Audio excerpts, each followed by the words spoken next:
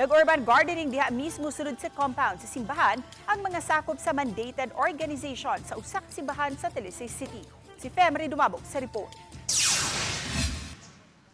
Kinimpipila sa mga senior citizen nga busy sa pag-atiman ni ining mga tinanom nga mga utanon ug spices ang naabtan sa balitang bisdak. Usa na kanila si Savina Nadella. Kinsa gusto gyud untay adunay garden sa ilang panimay apan way luna nga katamnan. Hinungdan nga gihangop niya ang gipasiugdahan nga urban gardening sa ilang padrikura sa San Isidro Labrador Parish. Monsignor Agustin Tingting ang kahas. Dinang kaniadtong simentadong lingkuranan sa mga manimbahay gawas sa simbahan ang gipamutangan nila og yuta ug ubang recyclable containers aron katamnan. Matag mandated religious organization sa simbahan adunay kaugalingong garden nga ilang palambuon. Ako na-encourage ko din, pero kay ang among balay is wala man niya mo'y katamnan.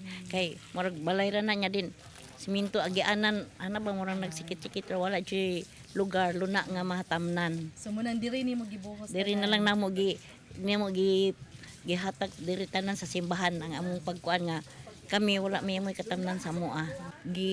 Kuan ni Monsignor nga magkuan ta og kanang gardening diri.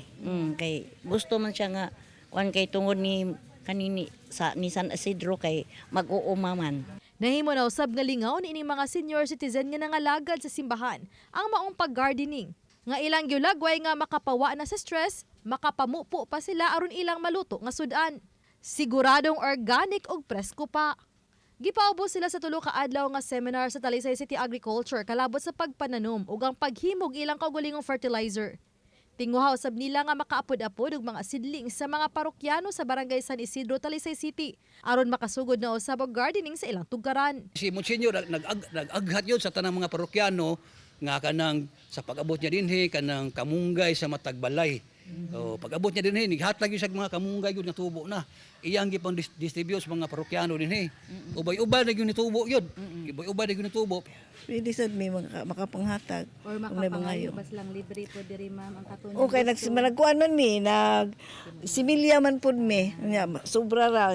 Adi amo na siyang ipanghatag kay mangayo man sa kanang manimbahay. Uy, tagaay mi aning kuan ha. So amo sang tagaan sila.